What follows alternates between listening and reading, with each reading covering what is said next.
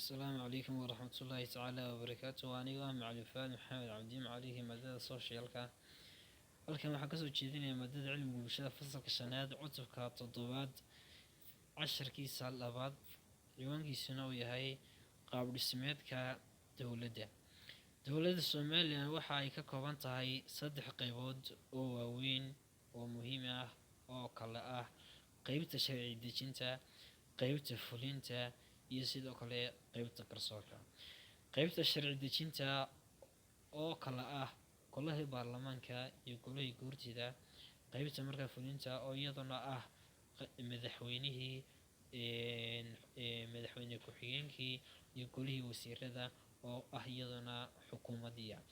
Qaybta saddexaad oo iyaduna noqonaysa qaybta markaa garsoorka noqonaysa maxkamadda markaa degmada, maxkamadda gobolka, maxkamadda markaa maxkamadda racfaanka iyo maxkamadda sare. Waa qaybihii markaa garsoorka. Haddaba qaybta koowaad qaybta markaa waxa weeyaan sharci dejinta. Waaxda markaa sharci dejintu waa golaha wakiilada iyo golaha guurtida. Sida aynu soo sheegnay waa labada gole oo ah golaha baarlamaanka iyo golaha markaa guurtida ayaa la isku yiraahdaa qaybta sharci dejinta. Golaha wakiiladu waxa ay markaa awood u leeyihiin sameynta iyo markaa soo gudbinta xeerarka ay xukuumaddu ku fuliso howlaha qaranka.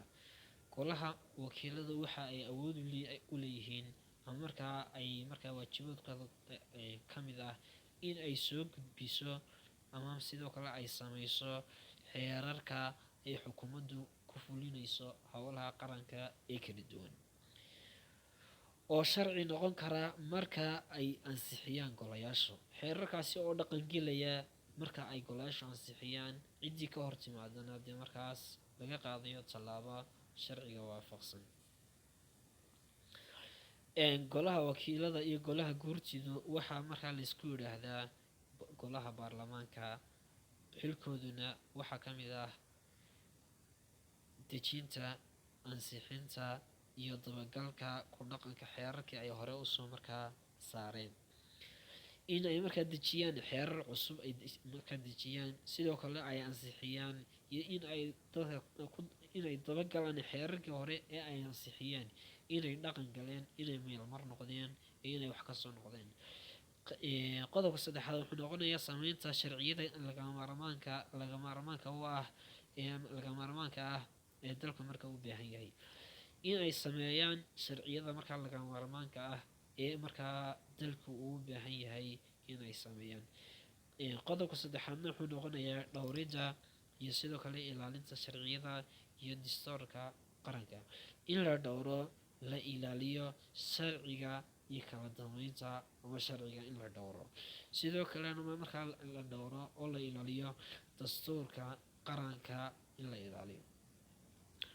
Golaha baarlamaanku waxa uu markaa ka kooban yahay 164 xubnood oo awood codeyn leh, sidoo kale una markaa kala baxa 82 xubnood oo markaa guurtida ka mid ah iyo sidoo kale 82 xubnood oo golaha wakiilada markaa. Intaas waxa aynu kusoo koobaynaa ama inoo dhamaaday casharkii fasalka shanaad ee ciwaankiisu ahaa qaab dhismeedka dowladda. oo aynu soo tilmaanay si guud ahaan aynu soo tilmaanay qaybaha dowladda ee muhiimka ah sida sharci dejinta, qaybta markaa fulinta, sharci dejinta oo ah golihii markaa labadii gole iyo qaybta fulinta oo xukuumadii ah madaxweynihii iyo madaxweyne ku-xigeenkii iyo golihii wasiirada, qaybta markaa garsoorka oo iyaduna ah maxkamadihii, maxkamadda degmada, tii markaa gobolka, tii markaa racfaanka iyo maxkamadii sare markaa.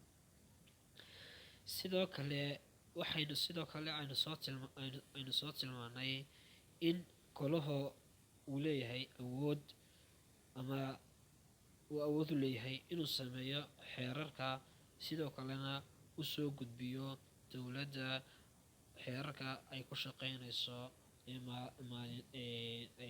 dalkana ay ku maamuleyso, kuwaasi oo dhaqan gal noqon kara marka ay markaa labada gole ay ansixiyaan. Sidoo kale golaha baarlamaanka golaha markaas guurtida iyo golaha markaa wakiilada waxaa la isku yidhaahdaa markaa golaha baarlamaanka, oo xilkoodana waxaa ka mid ah dejinta, sameynta iyo markaa magaranaysa ansixinta markaa xeerarka iyo ku dabagalka xeerarkii hore in lagu dhaqmay iyo inay meelmar noqdeen iyo inay wax kasoo noqdeen inay markaa ay goluhu dabagalaan. iyo sidoo kale sameynta markaa sharciyada lagama maarmaanka ah ee markaa uu dalku u baahan yahay, taasi oo markaas qaranka iyo dalka lagu hagayo, iyo in la dhowro ama la ilaaliyo sharciga iyo dastuurka dalka in la ilaaliyo, taasi oo markaa ay keenaysaa in markaa muwaadin kasta ay waajib ku tahay inuu ilaaliyo dastuurka qaranka, sidoo kalena uu dhowro sharciga iyo kala dambeynta. golaha baarlamaanku sidoo kale waxaan soo tilmaanay guud ahaan inta ay ka kooban yihiin, oo golaha baarlamaanka waxaa la isku dhahaa golaha guurtida iyo golaha markaa wakiilada, guud ahaan waxay iskaga kooban yihiin 164 xubnood ayay ka kooban yihiin. 164 xubnood 82 ka mid ah waa golaha markaa baarlamaanka, 82 ka mid ahna waa golaha wakiilada. intaas ayaa kusoo